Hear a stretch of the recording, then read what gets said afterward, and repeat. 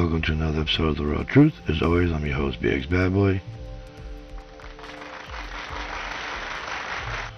And today, we're going to talk about the struggle, boy. Stay tuned.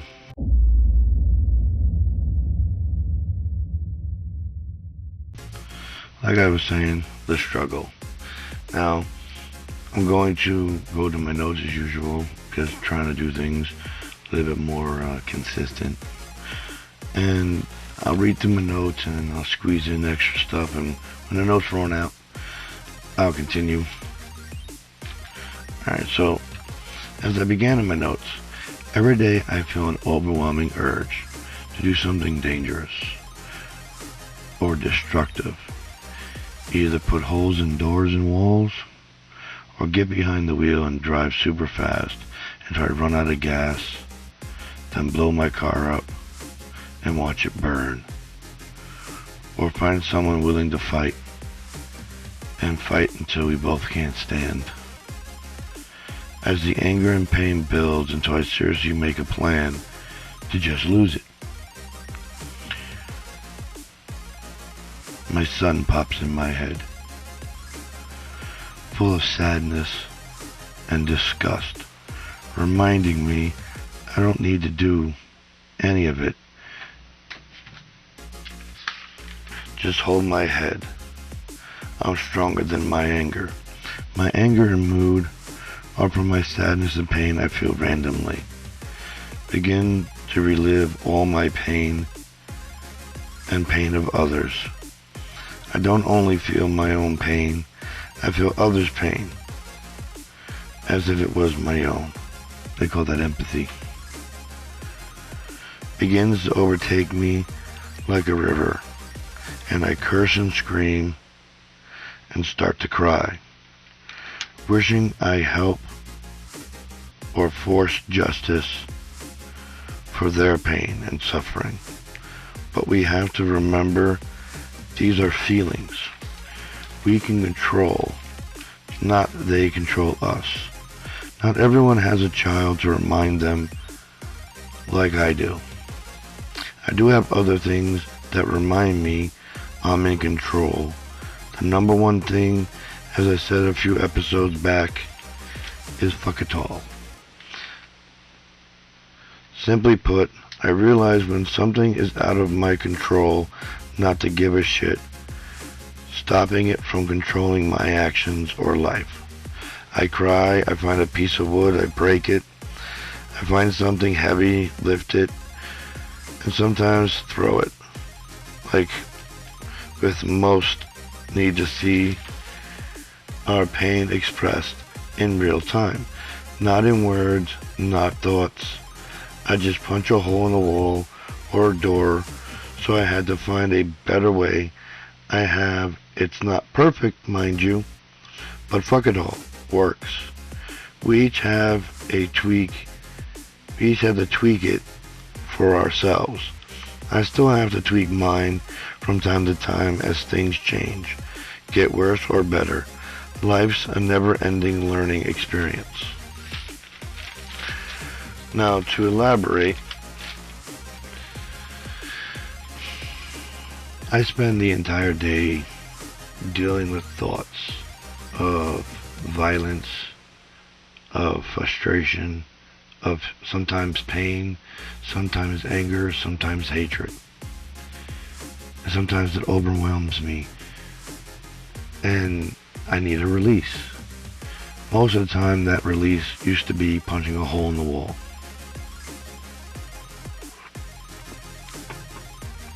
One, that's gotten just very expensive, and two, not helpful. I mean, it helped get rid of the anger for the time being, but now I had to repair the wall. I potentially can hurt my hand getting cut up by the wall. Hasn't happened yet, but cross my fingers. So I had to find a better way. And the best way I found to realize it works best because of my son's mother, actually. She is the root of my evil. And I found out that no matter what she says, that I can't see my son, I'm not a good father, whatever she feels like talking. I realized one thing. She's just talking. They're words slipping out of a fat whore's mouth. Oops, sorry, slip of the tongue. But seriously, it's just words slipping out of her mouth trying to get me angry. Just the other day, I got into an argument with her over our child, because our child's back behind on his assignments again. She was supposed to be on maternity leave and handling that, but yet he's 6 assignments behind. How are you handling it? When I asked her about it, she pointed to our child and said, ask him. Now listen, my child is 12 years old, and he should be in control of himself, making sure his assignments are done on time and in. Yes. But there's a reason why 12-year-olds can't go out and get a job, their own apartment, their own cars, and just be left alone. There's a reason why that's illegal, against the law. They need us adults to keep them on track and make them put in that work. So if he didn't put in that work, that means you didn't make him. You weren't there to make sure he did his job. That's bad boss. He might not be the greatest employee, but he's a 12-year-old. That's expected. But you're supposed to be the best boss there is. Meaning, on his case, and make sure all his schoolwork is done, plain and simple. To get 6 assignments behind, that means I think he has at times 1 or 2 assignments a day, maybe more depending on the subjects. So for him to be 6 assignments behind, and it's been a week since the marking period started, 5 days, 6 assignments. If we were just to average it out, we'll say it's 1 assignment a day, you let him fuck off on, or you weren't doing your job. Now, 3 of those missing assignments are from the same class. Anyway, so she pointed out our son and told me to ask him. And I had no choice but lose it. No, I'm asking you, the parent, the guardian, the one who's supposed to make him do his job. And you're the one that said that when you go on maternity leave, before you give birth, you can make it happen. And yet you let him get behind 6 assignments. And then have the audacity, the fucking audacity, to bitch at me, telling me, oh, he was with you for 6 days when he was already over 100 assignments behind. There's no fucking way we were catching up. We had a fresh start this marking period. All she had to do was what she said she was going to, instead of giving him to me, who has all the time in the world to sit with him and do his schoolwork, where she doesn't. Instead of giving him to me, she wanted to keep him. Anyway, long story short, so I start bitching at her. No, it's your job. You're supposed to make sure you did it. And she starts flipping out. Oh, it's my job? Yeah. So he tells me to go fuck myself. So the child in me came out and said, fuck you.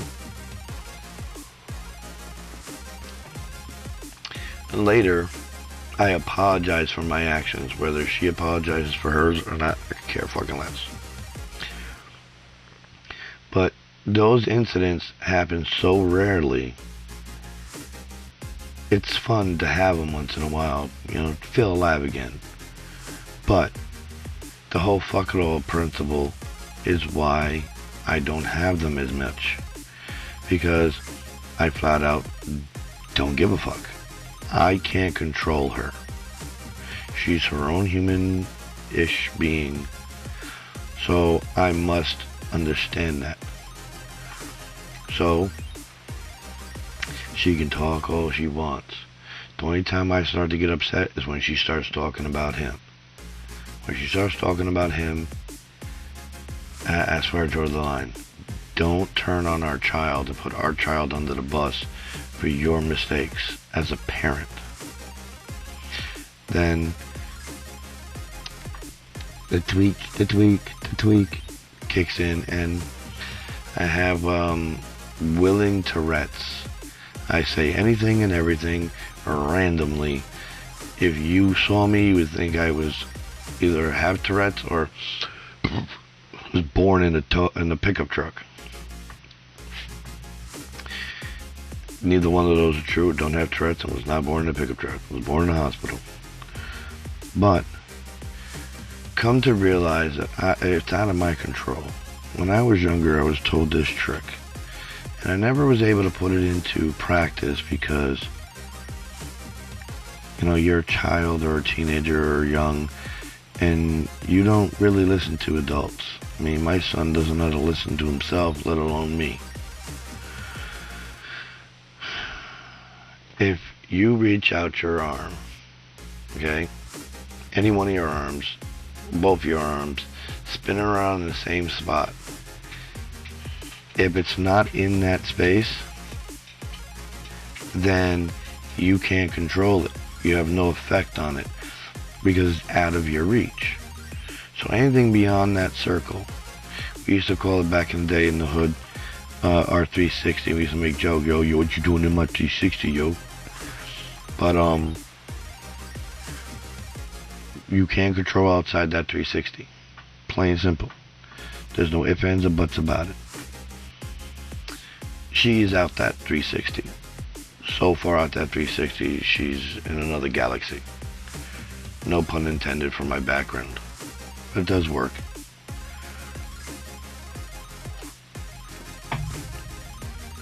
So I had to just let her talk, because as long as she didn't enter that 360,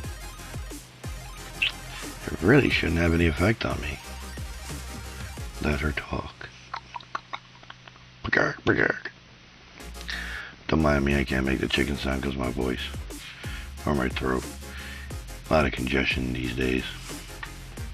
Either way, allowing her to flap off at the gums and being relaxed while she does it had also a other side effect.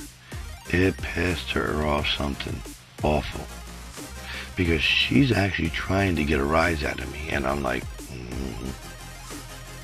and I yes to the death, have a good day, thank you for your time. When we got into that another fight, she started talking shit because we were arguing, because she was supposed to give me my son on Friday. Didn't happen. Hey, he's playing Fortnite and talking to his cousin. That's irrelevant. He's doing that during my parenting time. It's not your parenting time. The court order has no time on it. The court order states very clearly, at the end of school, it was the end of the school day, which was 11:30. And she's telling me, no. So we get into this fight, and I mean, I was forced to repeat myself over and over and over because she was ignoring it and trying to talk over me.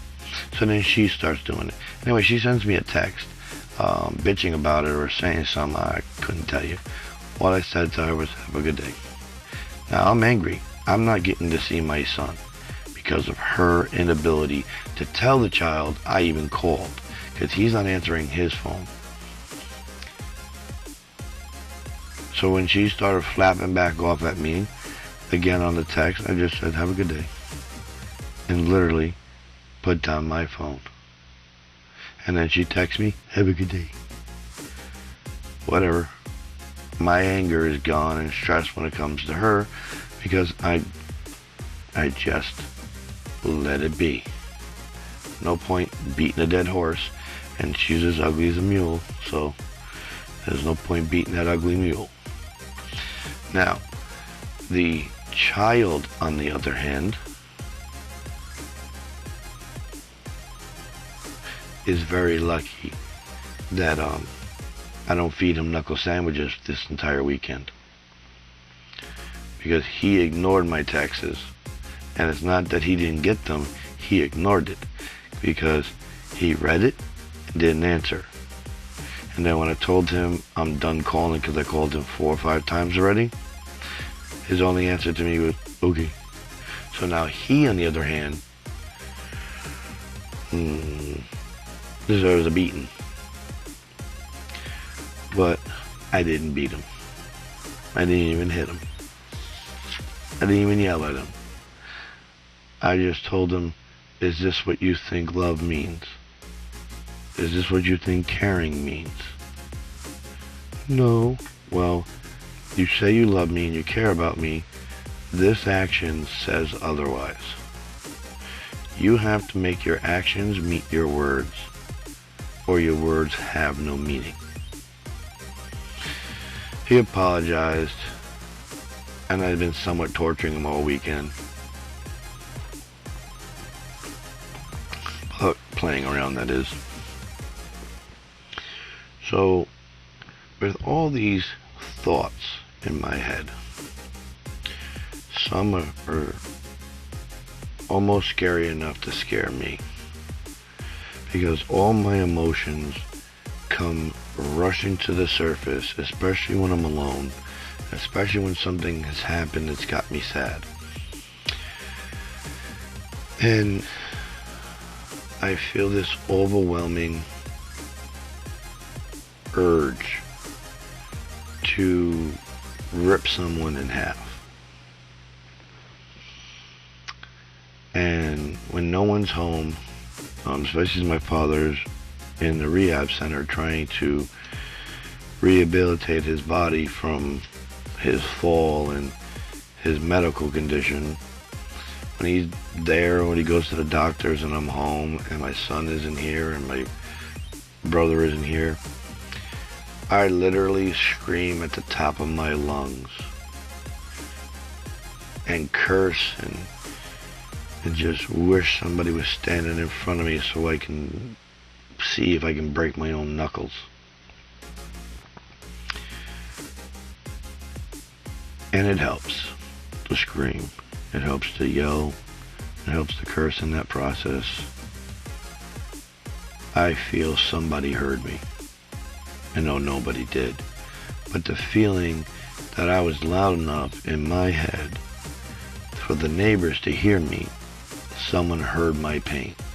Even if it's, I hate to use it as the stupid saying, the force. My anger and pain echoed in the force, and somebody heard me. Somebody's ears are ringing, and you know what they say, it's 5 o'clock somewhere. And it makes me feel better. And I don't do anything stupid because I realize there's no point. The same conclusion I came to, that I'm not the problem. The problem is the problem. The problem needs to be removed.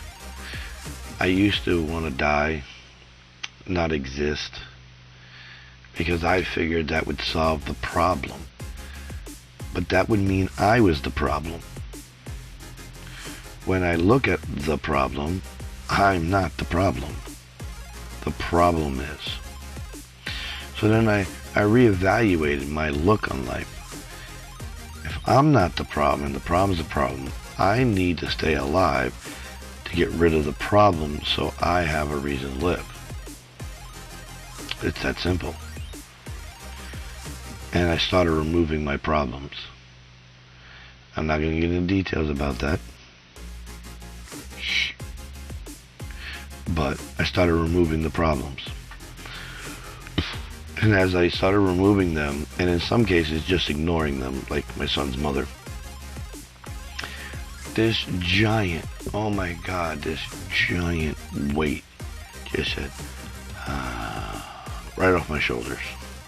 And I'm not even playing, not even kidding. I'm still stressed out, I'm still angry, but a lot of that is individual moments. Like my father being sick, my father not being home for the last 3 weeks because he's in bad shape.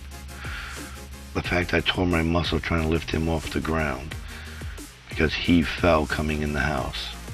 And I couldn't get him up because he was too heavy and lifting from behind didn't work. All it did was pull muscle, and he refused to listen to me. So eventually he finally got him to sit down on the ground and turn around 15 minutes later, and then I was able to lift him into the walker and push him into his room. But with my torn muscle in this bicep here and in my back, I'm definitely incapable of lifting him. So moments like that, my son being 6 assignments behind, his little bit of an attitude when he comes to my house, and the fact I haven't seen him in almost 2-3 weeks, this will make 3 weekends later and technically 2 weeks in total of 14 days since I've seen him. These are different moments. Once these moments are handled and gone, back to feeling so relieved once it's over. Now at the present moment there's a lot on the table, so I got a lot holding me down and feeling weight, but it's individual things. All I gotta do is start knocking them out one by one, and I'll be just fine. And I know once they're done, and if they're successful, back to peace-ish, until I talk to his mother again, then no peace. But before, it felt like no matter what I did, the world was crushing me. And I just couldn't keep going. Because I thought I was the problem. I was the mistake. Wasn't me. Shaggy's right. Wasn't me. Once you realize that you need to remove the problems, the equation will right itself. Now, what do I mean by that? Say you're in a bad relationship. This is an easy one. You remove the person who's the bad influence or the bad part. Now, I know it's difficult because nobody wants to be alone. But I'd rather be alone than miserable. So when the person is toxic, I remove them. That's simple. Brother, sister, mother, friend, cousin, uncle, Peter Pan. Don't care. I will remove God himself if he's toxic. Because my life cannot deal with toxicity, because I want to be pure as I can be, happy as I can be, moving forward as much as I can move. Toxicity slows that to a down. So it's got to go. I have a brother who is super toxic. Like, even saying his name brings toxicity onto my shoulders. Just imagining his face burns a hole in my skull. Oops, sorry about that. But he's still my brother. I still love him. But he's going to stay right where the fuck he is and as far away from me as possible. Once in a while, if he calls, I'll talk to him, see how he's doing. He wants to tell me this fucking sob story or this story about how he's coming down to see me. No, you not. You don't know where I live, and you never will. Oh, why don't you come up? Not happening. So he stays where he is, and I stay where I am, and we sometimes communicate maybe once or twice a year. I removed the toxic waste from my life. Now, I'd like to remove the toxic waste of my son's mother from my life, but that's not an option, and I know it's not an option because I need my son. My son needs his mother. He needs me. She needs him. So, at the present moment, this is the way the dynamic works, because my child needed to know everything there was about his mother so he can grow up making a decision, and he needs to know everything about me so he can make his decision. And don't tell me what decision, because then you're just a fool. whether or not his parents are what he wants and which parent he wants. Now, I'm not talking about me filling his head about bad things about his mother, or his mother, which she does do, but his mother doing it to him about me. He comes to me with a story, asks me the truth, I tell him the truth, end the story. I show him the truth, I prove it. That's it. I don't wake up in the morning, come up with a story about his mother so he can hate her. Not my stories, not my way of doing things. He asks me a question and I give him the answer, the truth, the whole truth, nothing but the truth, so help me God. What she does is obviously the opposite. And that's between her and him and God. So now, I can't remove that toxicity. There's only one person that can do that. My son. He can remove the toxic waste from our lives, which will get it out of his life, which will get it out of my life when he's old enough to make that decision. Or go to that toxic and remove me. Whichever he feels is what has to happen. That's as far as I see it, and that's as far as I care. I don't care to change his mind or corrupt him or even be mad at him that he chooses his mother over me or he chooses me over his mother. That's up to him. If he wants his mother, by all means. If he wants me, by all means. So that's one toxic thing I cannot remove. But there's almost every other toxic thing that, as long as it isn't direct family, and what I mean by that is, like my father, I can't remove him. It is my job as his son to take care of him to the day he croaks. And that is exactly what I'm going to do. But other people, I can keep at my distance as far away from them as possible, even if we're in the same house. One of my older brothers lives in the other side of this house. If I wanted to, I could just stay in this room, my room, and not see him. He knocks on my door, not answer. Or I could leave and go to my friend's house, or just go for a period and get away from him, if I wanted to. So when something is toxic, I can get away from it. I can get it away from me. So can you with the same principle. I can't deal with you, so goodbye.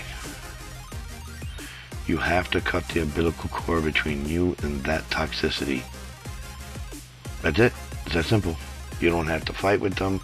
You don't have to come up with a plan. You don't got to know, what am I going to do next? Da, da, da. Just get rid of that toxicity and you'll be like, ooh, I love this feeling. And be able to move on and be yourself. But until you do that, you're the one holding your toxicity right where it is. So on that note, I'm going to say goodnight and wish you luck. You have some questions, leave them in the comments. Please don't forget to subscribe, and if you like or dislike this video, let me know and tell me whatever problems you have, and we'll either discuss them or you can tell me whatever problems you have with what I say. Please, by all means, let me know. On that note, please have a good one.